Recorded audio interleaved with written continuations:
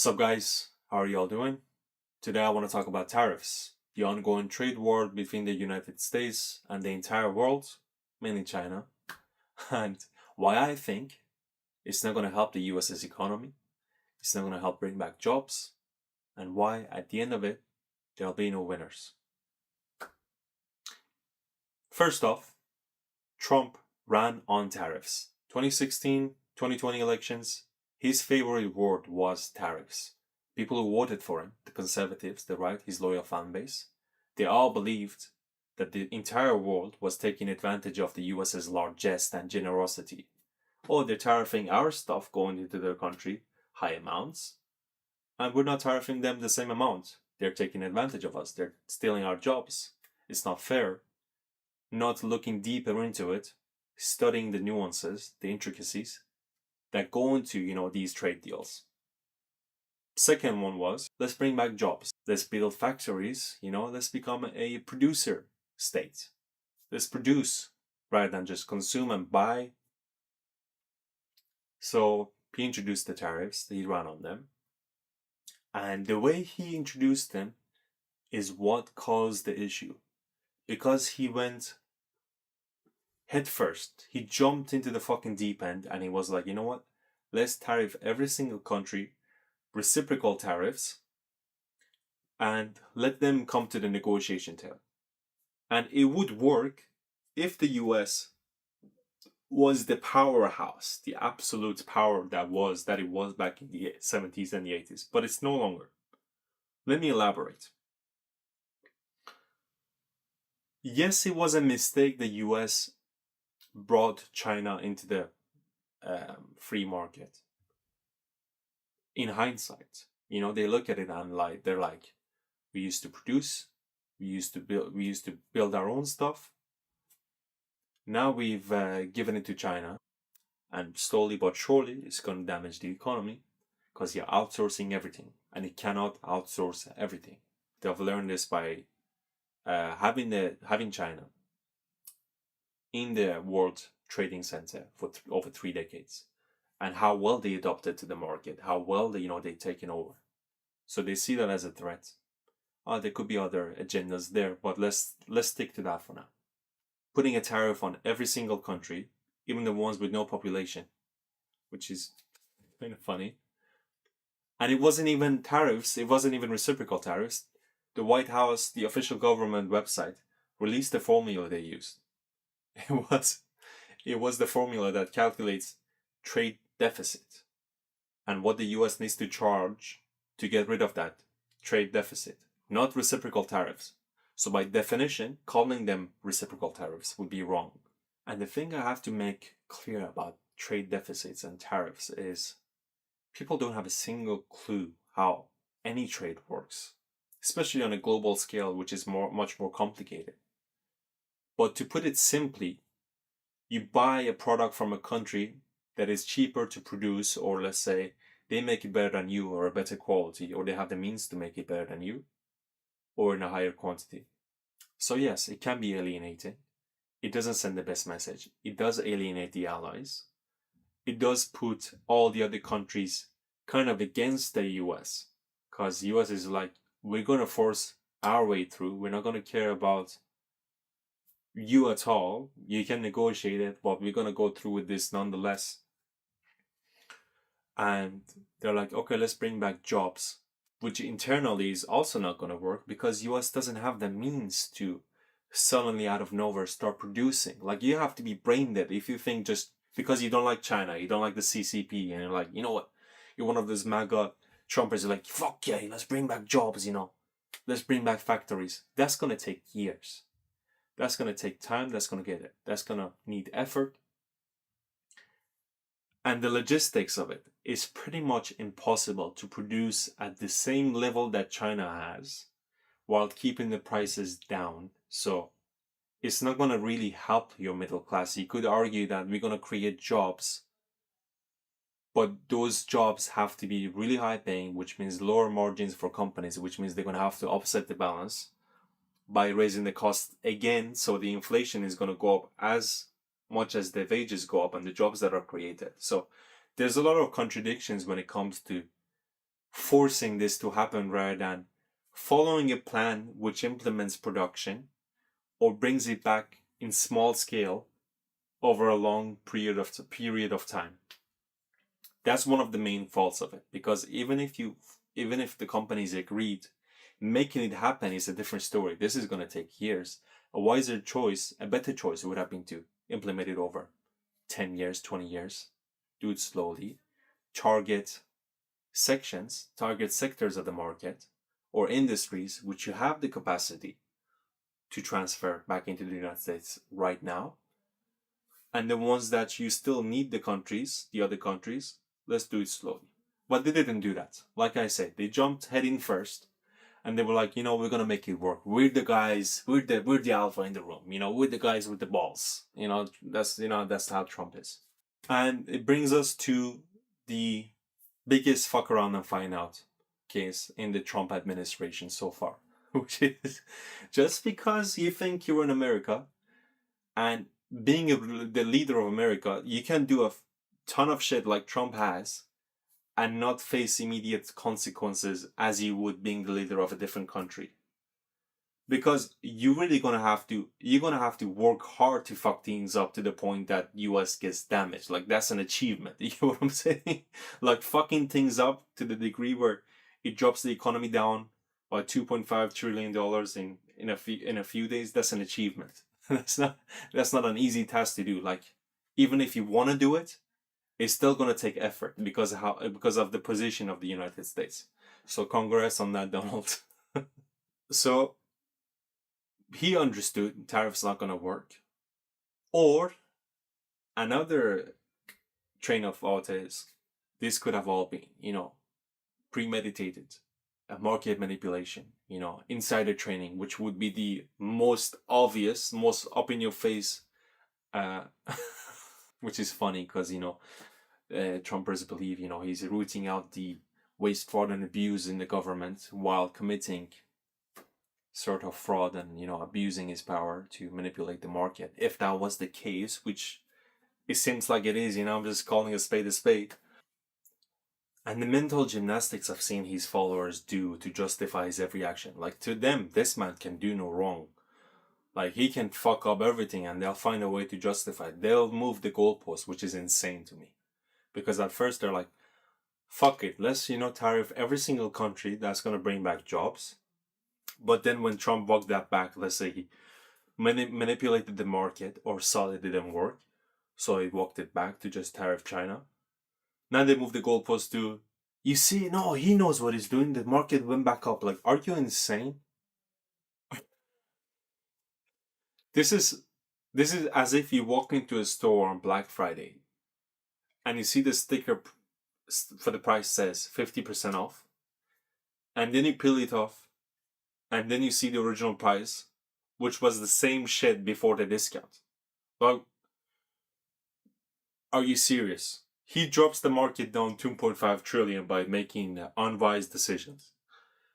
And then he walks those decisions back for the market to slightly recover. And then you praise him, call it the greatest market gain day in recent history. Like, are you serious?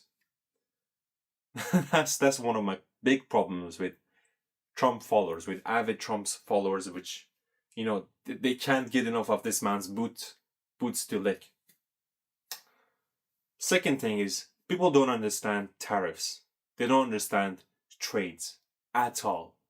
Like, you tell them, when you tariff in this country, you're not taking money from them, you're taking from the companies in the US that are importing this stuff. So if Apple buys chips from China to put in their phones, Apple pays that tariff to the government, but they're going to raise the price for the consumer. You think they're going to foot the bill? You really think the country that is based around ultra-capitalism, profits, the CEOs, the companies making the highest amounts of profits in recorded history, going up and up and up again, satisfying the shareholders is their main objectives, earning the most money is their objectives. You think they're going to foot the bill? Or you think, logically, they're going to raise the cost for the consumer? So who's that going to damage? And you can say, well, the tariffs are to incentivize these countries to not deal with China and to take away business from them and to deal with their countries or produce. I'm like, but it's not gonna work. Again, if your ideology is if your ideology is free market capitalism, you let the market decide. You have no regulation. You tell your people, you tell your companies, do what's best for you, make your money, sell it. That's not capitalism to me. Like, that's hypocrisy to me. That's genuine hypocrisy. If you're such an avid capitalist and you believe in free market, and you impose tariffs to dissuade your companies from trading how they want to the way it's beneficial for them,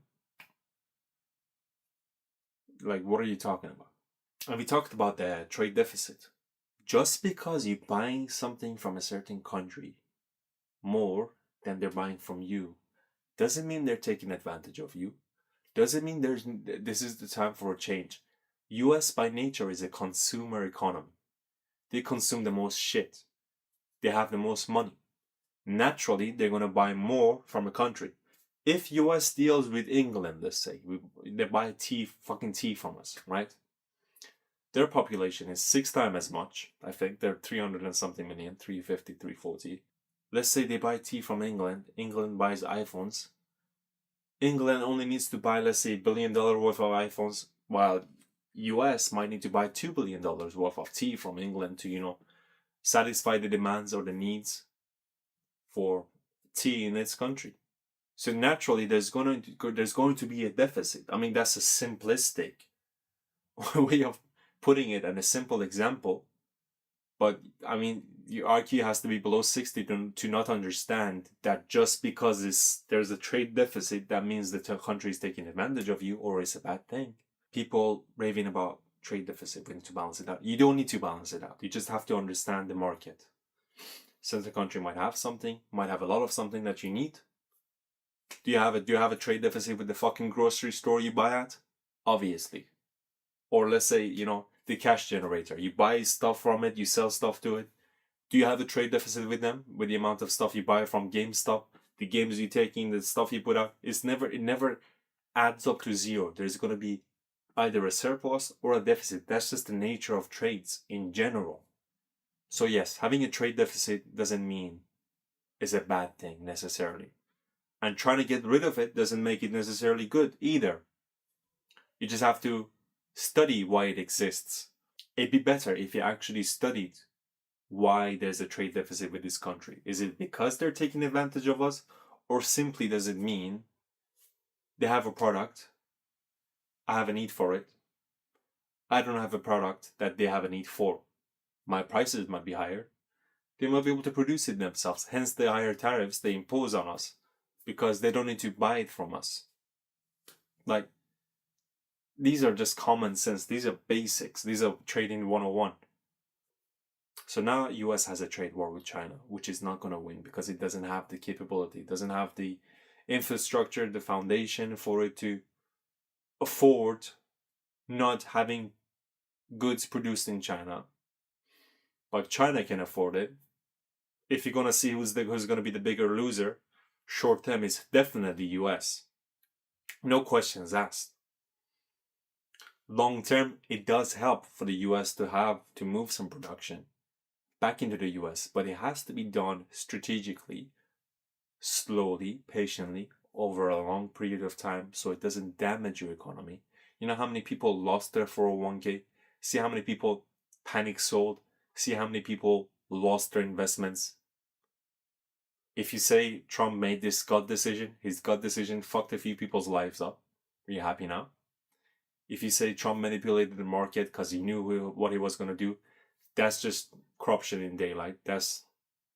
I thought you were against that, and you're suddenly not. If you said this was a strategic move to move back production, or cut deal, or negotiate with other countries, do you think other countries are going to want to negotiate with you in good faith right now? Do you think they're going to look at you as an ally, as a reliable ally? every angle I look at this was not a good action by United States, by Trump administration. This simply wasn't a good action. What I think is going to happen is trade war with China is going to continue. Tariffs are going to come back in smaller amounts with other countries. He's going to have better tariff deals with other countries, no questions.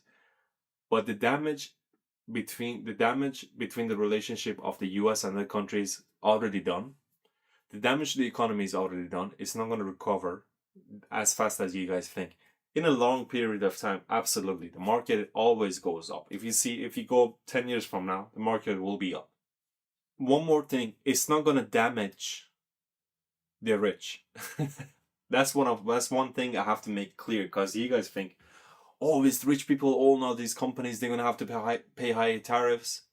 It doesn't actually hurt me and you. We don't have the stocks. It's the rich who own 90% of the stocks. Again, I need you to think for a moment. If I have all my life savings, which I need to survive, in the stocks, any slight movement, especially near the time of retirement, any movement is going to damage me immensely. If I'm a billionaire, I can just wait it out. Billionaires, banks, they always get bailed out. It's the normal everyday people who get left out. If you're a billionaire, you can just wait it out. Sure, you can afford a few more taxes. Sure, there's ways you can work around it. Sure, if it gets really bad, the government is going to bail you out. Even if you lost money, it's not going to damage your well-being. It's not going to do anything drastic to you. It's not going to make you go homeless like it would do to a normal person, which all these economical turmoil is going to do to them. So, in general, the people who have a high net worth, relatively high net worth, let's say they have 1 or 2 million, they will face consequences. It will be very tough for them. The middle class, again with the rise of prices, will be very tough for them, extremely tough for them.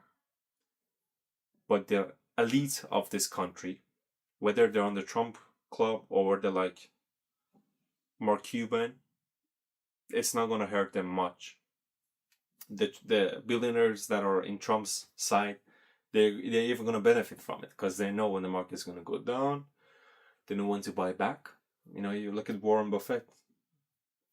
What does he have? 300 billion in liquid ready to buy?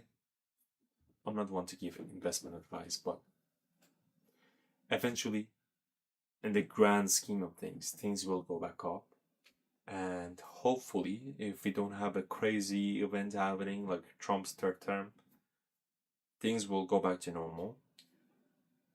The relationship between countries will be repaired. But as it stands, we will have a roller coaster of the economy going up, going down.